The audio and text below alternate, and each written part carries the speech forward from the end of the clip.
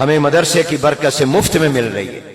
امام مالک رحمتullah علیہ مدینہ منورہ میں رہتے ہیں۔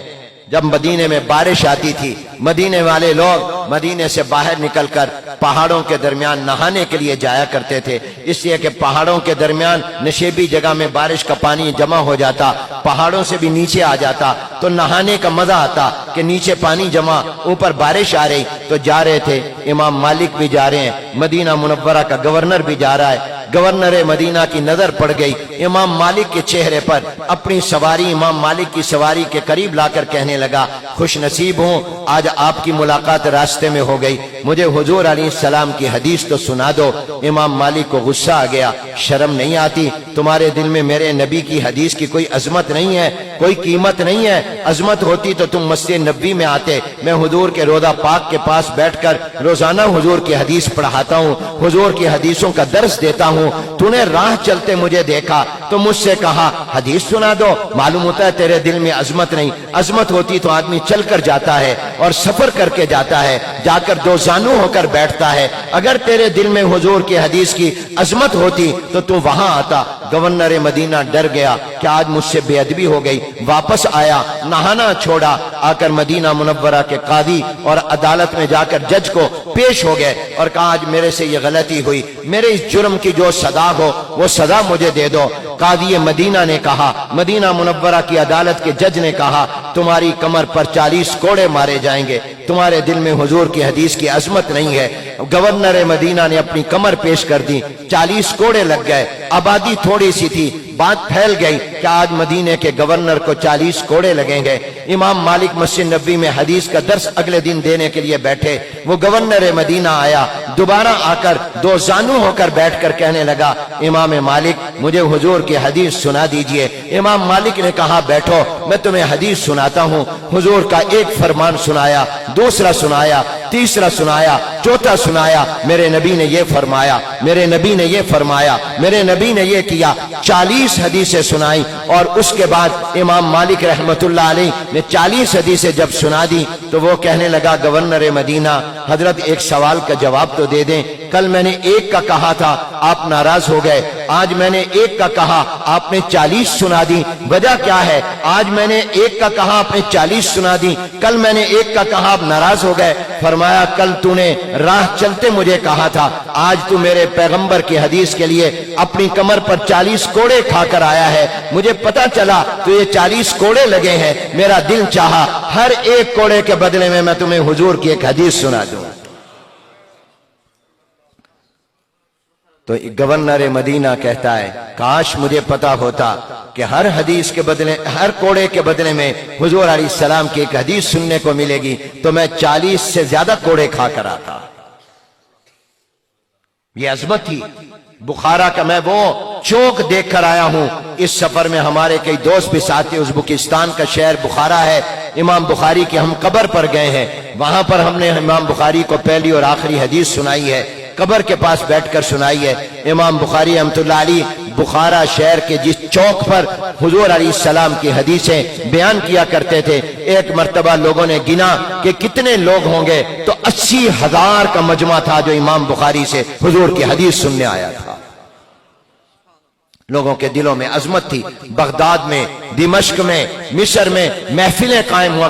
آج تمہارے ہاں گانوں کی محفلیں لگتی ہیں، ڈانس کی محفلیں لگتی ہیں، رقص و سرود کی محفلیں قائم ہوتی ہیں۔ وہ زمانہ تھا جب قرآن کے تلاوت کی محفلیں لگتی تھیں، حدیث کی محفلیں چوکوں میں لگا کرتی تھی۔ تو میرے دوستو حدیث غور سے سنو تو زندگی بدل جاتی ہے۔ ایک بدمعاش تھے پہلی زندگی میں، ایک دن اپنے گھر کے باہر کھڑے تھے، ایک عالم کو آتا دیکھا، اس کی سواری آ رہی ہے، دائیں بائیں آگے پیچھے لوگ ہیں اور بہت بڑا مجمع آ رہا ہے۔ ان کے گھر کے قریب پہنچنے لگے تو کچھ لوگ آگے آ رہے تھے، کہا یہ کون آ رہے ہیں؟ کہا یہ ایک بڑے محدث عبداللہ بن مبارک رحمتullah علیہ آ رہے ہیں۔ کہا اچھا، نہیں حضرت شعبہ آ رہے ہیں، عبداللہ بن مبارک شعبہ آ رہے ہیں، امیر المؤمنین فی الحدیث، بہت بڑے عالم محدث تھے۔ کہاں جا رہے ہیں؟ یہ آگے جاتے ہیں، وہاں جا کر حضور علیہ السلام کی حدیث پڑھاتے ہیں۔ یہ ساتھ کون دوڑ رہے ہیں سواری کے؟ کہا یہ ان کے شاگرد ہیں۔ جو وہاں جا کر ان سے حدیث پڑھیں گے، حدیث کا علم حاصل کریں گے۔ یہ بدماش تھے، دوستوں کے انتظار میں کھڑے تھے، آگے بڑھے، آگے بڑھ کر حضرت شعبہ جس سواری پر سوار تھے اس کی رسی اور لگام پکڑ لی اور کہا پہلے مجھے حدیث سناؤ پھر جانے دوں گا۔ انہوں نے کہا یہ کیا طریقہ ہے، بدماش بن کر حدیث سننی ہے؟ حضور کی حدیث سننی ہے تو میرے سبق میں آؤ، آ کر دو زانو ہو کر بیٹھو، یہ کائنات کے سردار کا کلام ہے، یہ پیغمبروں کے پیغمبر کا کلام ہے، وہاں آ کر سنو۔ اس نے کہا آپ مجھے سناتے ہیں یا میں آپ کو قتل کروں؟ میرے پاس خنجر ہے، میں ابھی نکال لوں گا۔ حضرت شعبہ نے سوچا یہ باز نہیں آئے گا، سواری نہیں چھوڑے گا، ہو سکتا ہے قتل بھی کر دے، بدماش ہے۔ تو حضرت شعبہ نے کہا اچھا سنو۔ حضرت شعبہ رحمت اللہ علیہ نے پوری حدیث اپنے سے حضور تک، کہ میرے استاد نے مجھے، ان کے استاد نے، ان کے استاد نے، حضور تک سند بیان کی، اور بیان کرنے کے بعد یہ حدیث سنائی۔ فرمایا میرے محبوب پیغمبر صلی اللہ علیہ وسلم نے فرمایا اذا لم تستحی فاصنع ما شئت، جب تو بے حیا ہو جائے تو جو چاہے کر، اس لیے کہ غلط کاموں سے تو حیا روکتی ہے۔ جب حیا نہیں ہے، آج دیکھتے ہیں آپ دنیا میں عورتیں اپنے جسم کا لباس اتار رہی ہیں، کیوں؟ حیا ختم ہو گئی۔ پہلے عورت برقع نہیں اتارتی تھی، چہرہ نہیں ننگا کرتی تھی، آج بازو ننگے ہیں، سینہ ننگا ہے، کمر ننگی ہے، حیا جو ختم ہو گئی۔ حیا ہی تو انسان کو روکتی ہے۔ فرمایا حضور علیہ السلام نے فرمایا جب تیری حیا ختم ہو جائے پھر تیرا جو چیز چاہے کر۔ دل پر چوٹ لگی، حضور کی حدیث تھی، فوراً معافی مانگی، توبہ کی اور کہا آپ بھی معاف کر دیں، میں اللہ سے بھی معافی مانگتا ہوں، میں نے بے حیائی کا کام کیا، آپ کو روکا اور آپ کی بے ادبی کی، میں توبہ کرتا ہوں۔ وقت قبولیت کا تھا، کوئی پتہ نہیں ہوتا کب دل کی دنیا بدل جائے، اس لیے کہتے ہیں نگاہ مومن سے بدل جاتی ہیں تقدیریں، اس لیے کہا جاتا ہے یک زمانہ صحبت با اولیاء بہتر 100 سالہ طاعت بے ریا۔